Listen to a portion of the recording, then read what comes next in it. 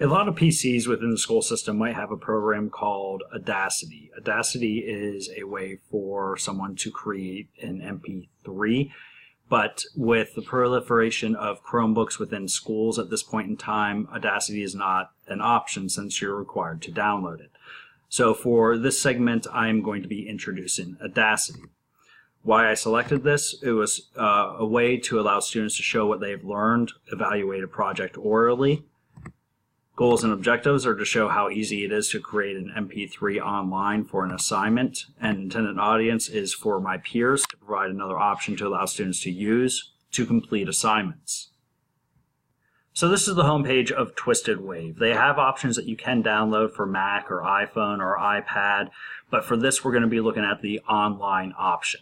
So click on online and it loads up a new page. And as with a lot of other things, you need to have an account.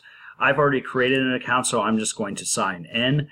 The nice thing about this is that it does have the sign in with Google options. Since I'm already signed into Chrome, I can just click this, and that way I don't have to try to remember passwords or anything else. It will just sign in with my user stats for the Chrome browser itself. So I'm going to work on making a new recording with TwistedWave, and I'm going to choose an empty file. There's nothing already there. It's completely empty for me to be able to edit.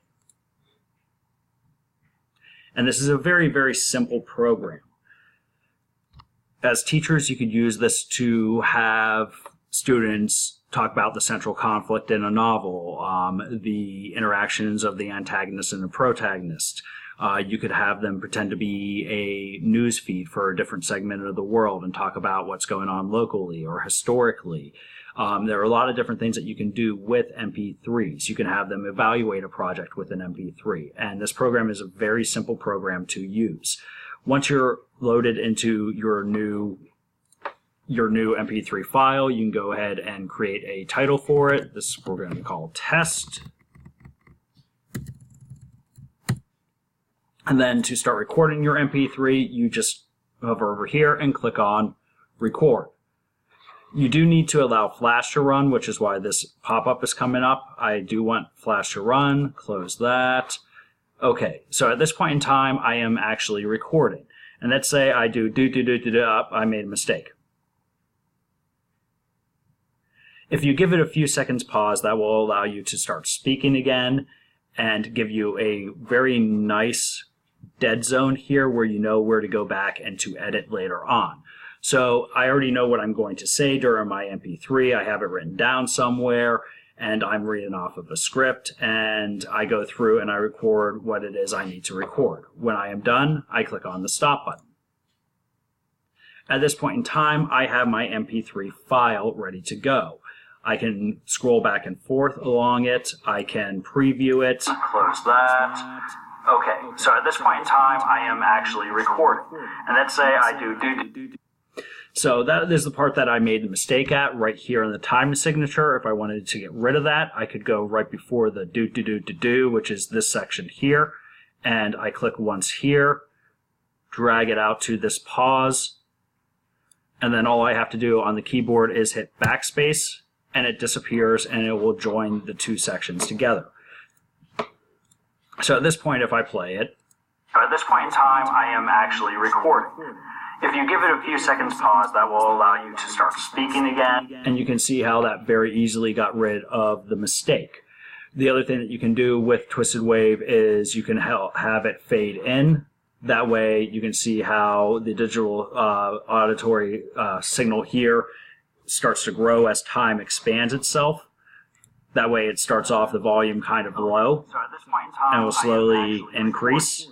If you give it a few seconds pause, that will allow you to start speaking again and give you a very nice dead zone here where you know where to go back and to edit later. And you could also have it fade out at the end. Once a student is happy with their recording, it's very easy to save this. All you have to do is go to this button up here on the top right for export and choose whether you want to download it to the hard drive or else send it to Google Drive or send it to a SoundCloud.